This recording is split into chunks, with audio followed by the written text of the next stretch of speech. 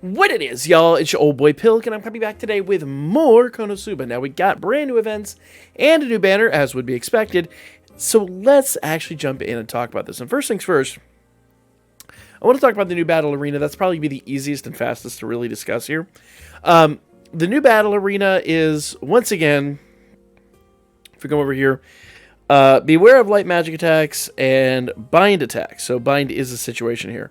Enemies are relatively weak to poison, bind, and magic attacks. So once again, you want to build a magic team. Now, not built a team for this yet. I actually will put the team together today, but you can pretty much already tell, if I go into training here so I don't accidentally use a run, you can pretty much already tell that Christmas Wiz and Megumin are going to be part of this. Now, I haven't checked it, but I'm fairly certain being the operative here, that we're going to have at least one stage of AoE, and, you know, that kind of, as I said, would be the expectation. So if you build a team here, consisting of Christmas Wiz, as we always say, and preferably the crossover Megumin, she seems to be the best in these situations, but there are other Megumins and things like that that'll work, and there are some people that even choose not to use Megumin at all because of, you know, the fact that she does kind of rage quit the fight. But then obviously you want to come in here and you want to do you want to focus on dark attacks rather than, you know, my old win team. Like I said, I've not produced a team for this. I'll produce a team in the next day or two and we'll talk about it and we'll talk scores and all that. I just haven't had time to get into this, unfortunately. But I do want you to be aware that basically you're going to run roughly, I emphasize roughly, the same sort of team build that we've got here, just instead of wind, you're going to be throwing on dark attack units. This seems to be kind of like a cookie cutter team that may not be the best team available for the job, but it seems to be a relatively decent team that gets the job done. So, in fact, I'm even shocked. I'm not going to lie, a little flabbergasted that we're pulling the score we are with a team that has no dark damage units on it. That tells you how much this is tilted towards the magic team over and above the elemental teams. So while we did get wrecked there, that actually might be a defensive situation on my part, we still managed a 1.5 mil, and I'm willing to bet I've got some defensive issues on the team, things like that. Probably got bound a couple of times, so I've got some things to work on there, obviously, and like I said, I don't have any dark units on there. But the fact we were able to pull almost 200k from a team that, I mean, frankly, had no right to be there is actually pretty awesome. So, you kind of know what to do now. Guys, if you don't basically have the core elements, there's like, basically of the current Magic meta, that Christmas Wiz and that Megumin are just phenomenal. And then, you know, add in somebody there that can boost magic attack, and you're good to go. Pretty much, you're pretty much good to go. It's really nuts, but that's kind of that. Let's talk about Troll Hunt, because Troll Hunt is back, and I absolutely love the Troll Hunt event. Now, there is something interesting about Troll Hunt this time around. Well, actually, it's the same last time we got Troll Hunt. Basically, if you go over here, if you're not familiar with how this basically works, normally on main quests, you would get a series of fights in there that you would then be able to go in and individually fight. But what I love about Troll Hunt is it's the normal everyday quests that we run anyway. So we have a brand new chapter here. We got chapter 3. I've not completed it yet, but basically as you go through this, and you should probably finish all of chapter 3 today. That is, looks like 19 chapters. Pretty easy to do, especially with auto completion on and all that. So run through those 19 chapters. Unlock the hard mode. There should be 4 fights in hard mode. I haven't seen one that's bigger than that yet, and this not being a very, you know, this being actually smaller than the previous chapter, I would expect there to be 4 hard mode fights. Each and every single fight you do every day in the main quest is going to give you tickets. So, well, I would imagine, actually, let me double check. I don't think they've taken ticket accruement away from chapter 1, but let's find out here. We'll double check live on the video here. So, I have 22 tickets for the boss fight, okay? And we'll get to the boss fight here in a second.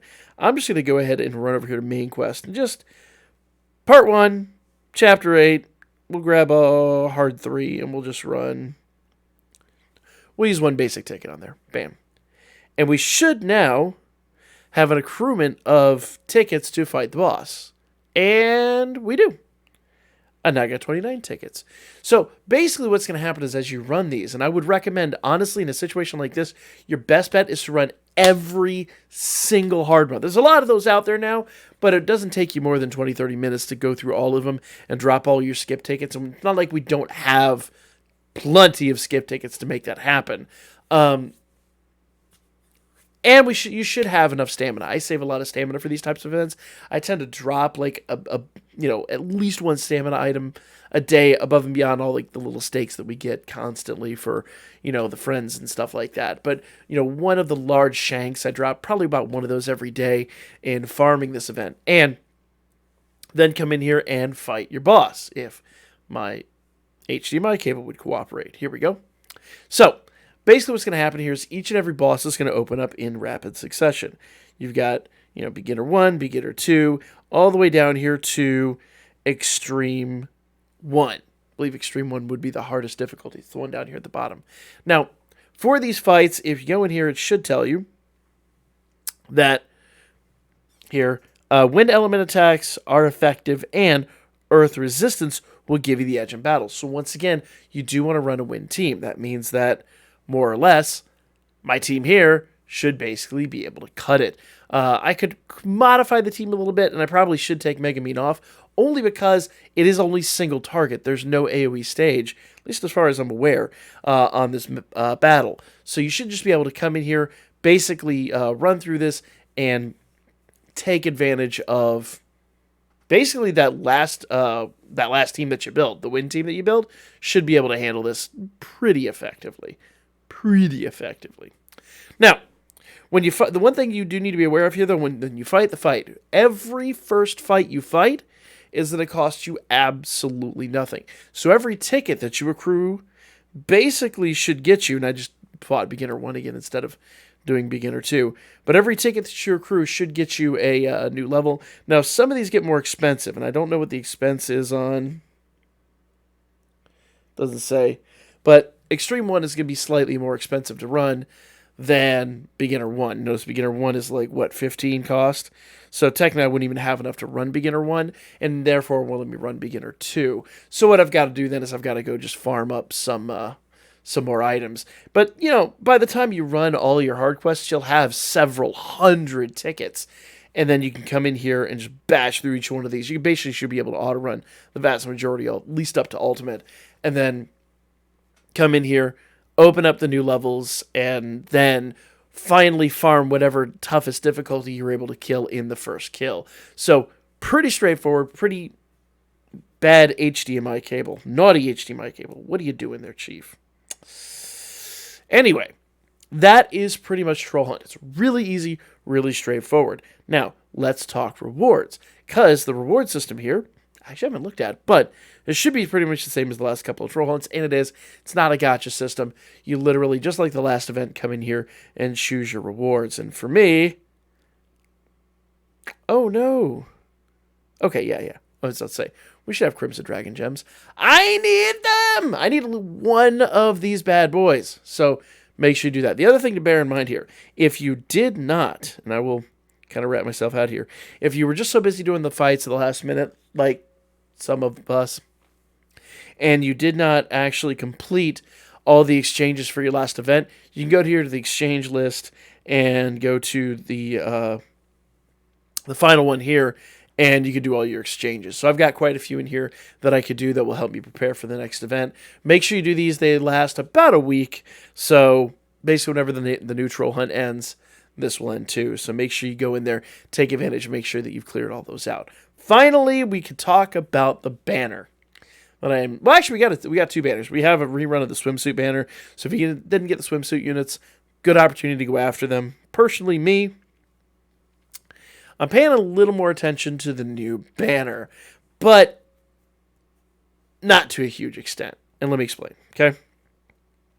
I'm going to start down here with Mia, okay? The Housekeeper Mia, if we go down here, she does wind physical damage to one enemy, moderate boost to physical defense for all allies, and then wind physical damage to one enemy, moderate boost to physical attack for all allies. She's all physical damage. And as you guys know right now, physical damage has not been relevant, at least in Arena, for quite some time. Now, EX could change things up, but EX isn't going to have any effect here anytime in the near future. My understanding and the way that a lot of people have described this is we seem to be on a path that's going to at least emulate, mostly, if we're not getting stuff like shot by shot by shot, we're going to be pretty close to what JP has been running up to the anniversary and up to their anniversary, which ours is still 6 months away. Up to the anniversary, Magic was pretty much king. So you do want to, basically when you see physical, it's just a good opportunity to go, well, it's good, but skip. Skip and save. Now, that said, Amy is a Magic unit. Is she going to be worth our investment? Well, let's take a look here. Okay. 146 win magic damage to one enemy, minor recovery for all allies. So she does recovery, but she does a pretty low damage percentage. And so I don't honestly know. 146 damage with a cooldown of 21 seconds to me seems a bit excessive. I don't see the value in her. Should have used minor recovery for all allies. That could be nice. But to be honest with you, I've got plenty of units that do that. I don't know if I need that for my win team. Wouldn't be bad, but isn't anything to write home about. Okay. 105% win magic damage to one enemy, to all enemies, and moderate boost to magic attack with a 20-second cooldown seems a bit. Honestly, I first saw that low amount of damage. Like, honestly, your base attack does more. AoE attacks don't do as much as single target attacks, but I think the single target attack should be doing, or the AoE damage should be doing what the single target's doing, and the single target should be doing significantly more. I'm not enamored by this unit. If you guys think I'm wrong, definitely let me know in the comments, but these two units just underwhelmed me like crazy. That said, you guys know how I do. I'm going to do my daily single when it drops, and then walk the hell away with whatever I get, which looks like it's going to be nothing. So, bring that 2-star. There we go. As we discussed last week, though, that's one step closer to my next 4-star. So, I don't really care. It's not going to make any difference to me. And these units should not be time limited, so they should just drop in the general pool, which means by this time next year, when you actually pull this unit, you'd be like, oh, man. Is it really that, the housekeeper Mia? Oh, what a man. Now, Swimsuit Banner, this is a rerun banner. These are mostly for collection purposes. You got the Swimsuit Aqua. You got the Swimsuit Wiz, who actually I've used her quite a bit, but I don't know if she really stands up anymore. But let's just be silly. Let's just do one and done and just see if we can get something nice. We got a gold door there. Maybe we get a 3-star? Nope, 2-star. So, nothing to really write home about, but, it was a one and done situation. I'm not losing sleep. After this, both these banners I'm going to ignore, and I'm going to save all of this free quartz going into the next thing. Now, a lot of you guys have been asking me what's next. I would love to tell you the Damachi collab's coming up, but it looks like the information that I've been given says the data miners are predicting May. So, you got a little ways to wait. Will we have something really amazing between now and then? I simply don't know. But if there is something, really awesome, I will let you know as soon as it's on the horizon. I will let you guys know. Now, if you feel like I'm wrong about any of these units, you let me know. But frankly, I like the Wiz that's in this event. But I can be honest with you, I don't remember the last time I used her. I really think the one from the Christmas event has wiped her completely off the map. So that's my 2 cents. Let me know what you guys thought. Like, comment, share, and I'll catch you all on the next one.